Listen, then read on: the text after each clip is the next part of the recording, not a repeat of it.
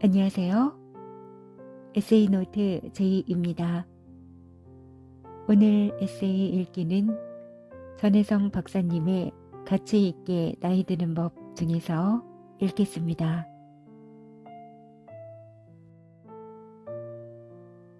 삶이 지속되는 한 할 일은 남아있다.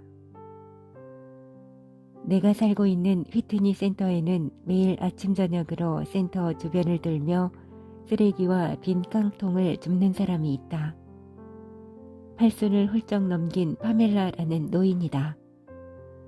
그는 비가 오나 눈이 오나 날이 춥거나 덥거나 하루도 빠지지 않고 같은 시간에 나타나 휘트니 센터 주변을 돌며 쓰레기와 폐품을 줍는다. 나는 팔순을 훌쩍 넘긴 노인이 누가 시킨 것도 아닌데 매일같이 빈 깡통을 주우러 다니는 이유가 궁금했다. 당신은 왜 굳이 이런 힘든 일을 하고 있나요? 그가 남은 깡통을 마저 주워 담으며 대답했다.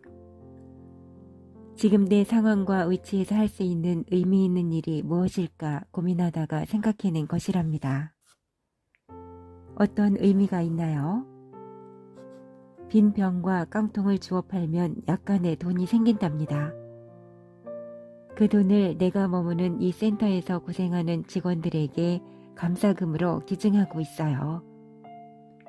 빈 깡통을 치우면 주변 환경이 깨끗해져서 좋고 또 휘트니 센터의 재정에도 조금이나마 도움이 되어 보다 나은 환경을 다른 사람들과 함께 누릴 수 있으니 이것처럼 의미 있는 일이 없다고 생각해요.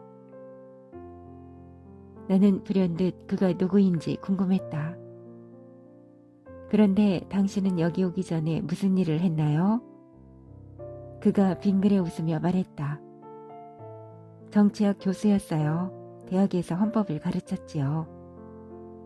미루어 짐작하건대 그는 일평생을 꽤나 열심히 또 바쁘게 보냈을 것이다. 그리고 이제 늙고 쇠약해진 몸으로 휘트니 센터에 들어와 안락한 노후 생활을 하기로 결정했을 것이다.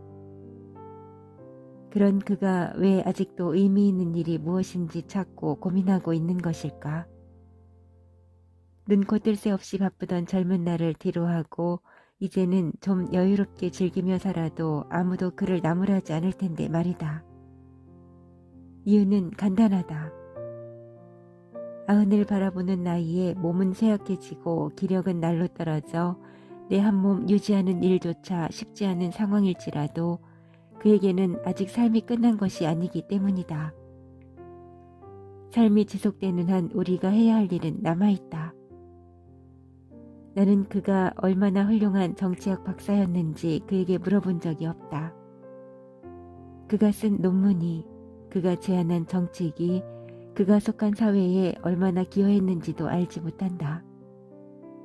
하지만 한 가지 분명한 점은 그가 은퇴 후에도 사회를 위해 깡통 줍는 일을 자처하고 있는 것만으로도 그는 틀림없이 학계에서 좋은 정치의 가치를 찾기 위해 혼신의 노력을 기울였을 것이라는 사실이다.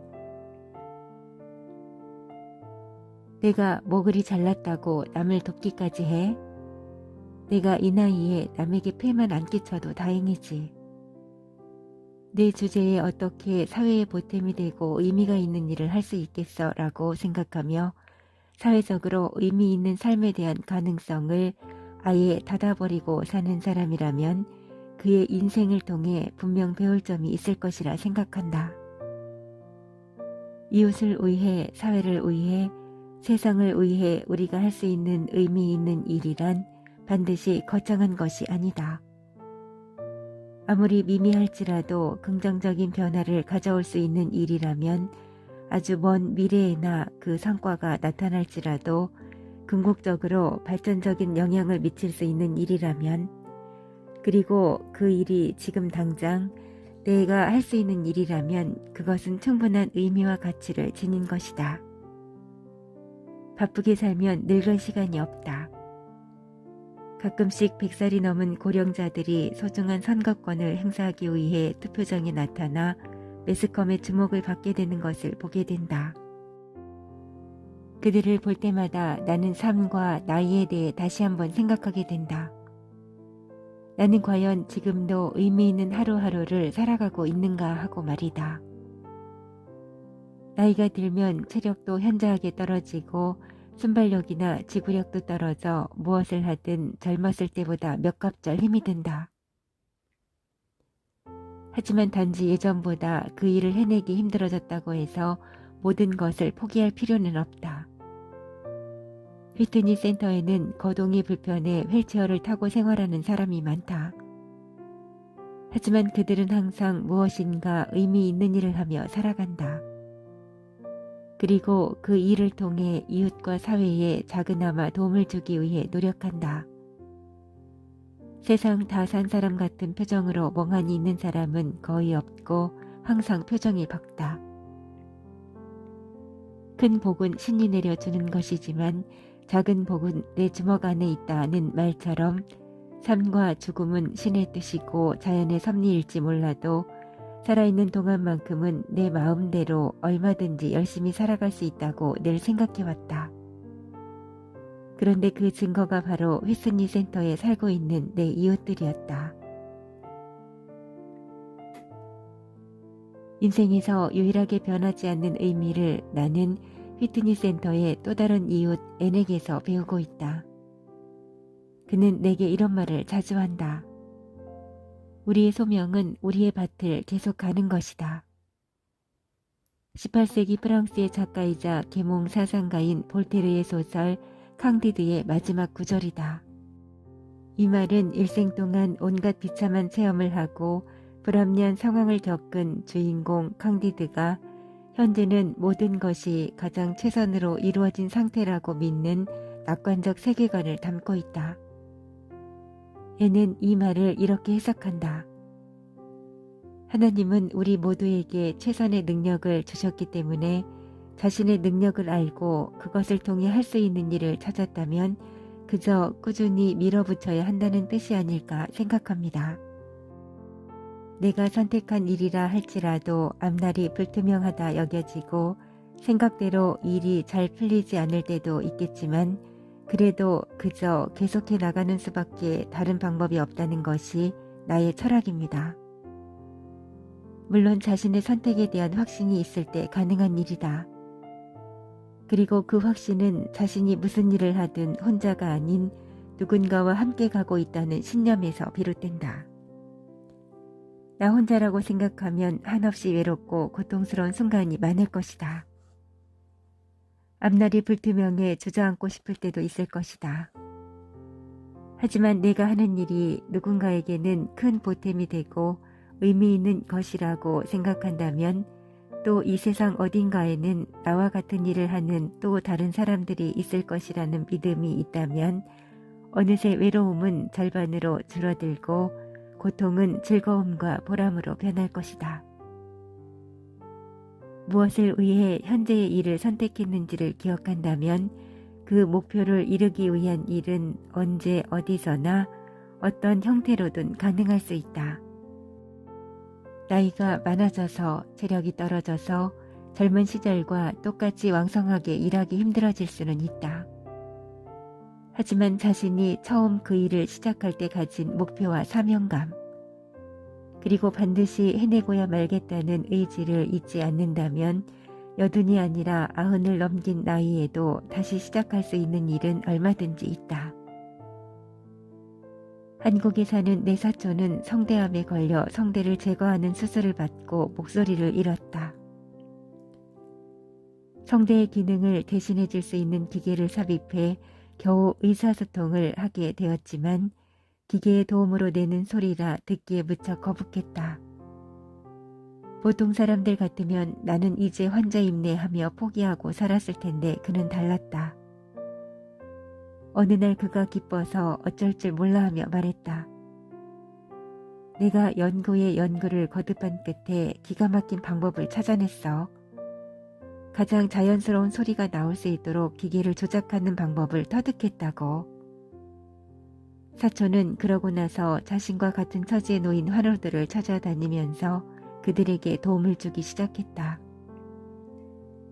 자신이 터득한 기계 조작법을 전파하며 전구를 발명한 에디슨처럼 뿌듯해했다. 사실 내 사촌의 병은 지금도 의중한 상태지만 당시에도 아무리 자연스럽게 소리내는 법을 터득했다 해도 남을 돕는 일을 하겠다고 나설 만한 상황은 아니었다.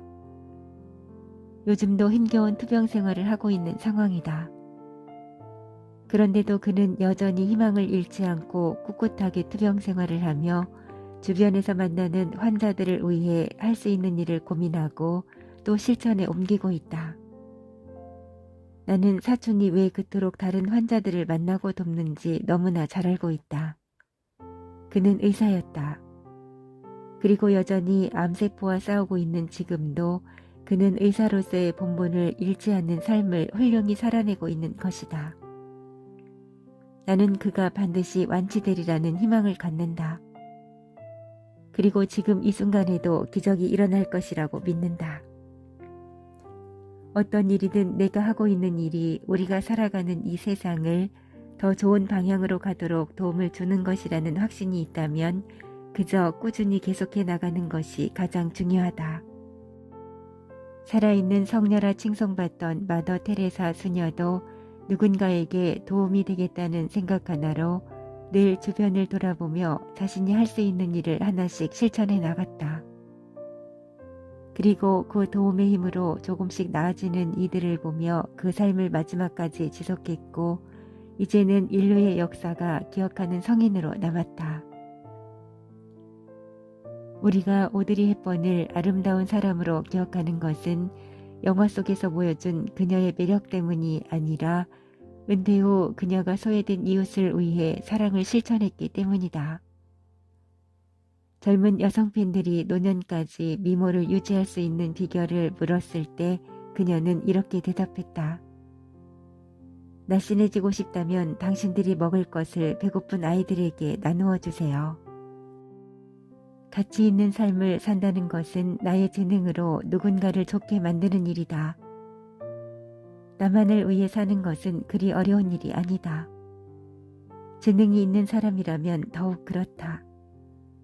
하지만 한평생 자신의 재능만을 뽐내며 살다간 사람의 삶은 그다지 가치 있다고 평가받기 힘들다. 재능은 나를 위해서가 아니라 남을 위해, 모두를 위해 쓰라고 신으로부터 받은 선물이다. 가수는 노래로, 화가는 그림으로, 학자는 학문적 성과로 자신이 받은 재능을 세상에 돌려주어야 한다. 그렇게 했을 때 그 재능은 비로소 빛이 나며 재능을 가진 사람은 그만큼 가치 있는 삶을 살게 된다.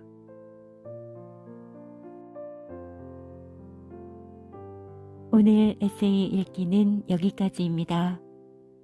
오늘도 함께 해주셔서 고맙습니다.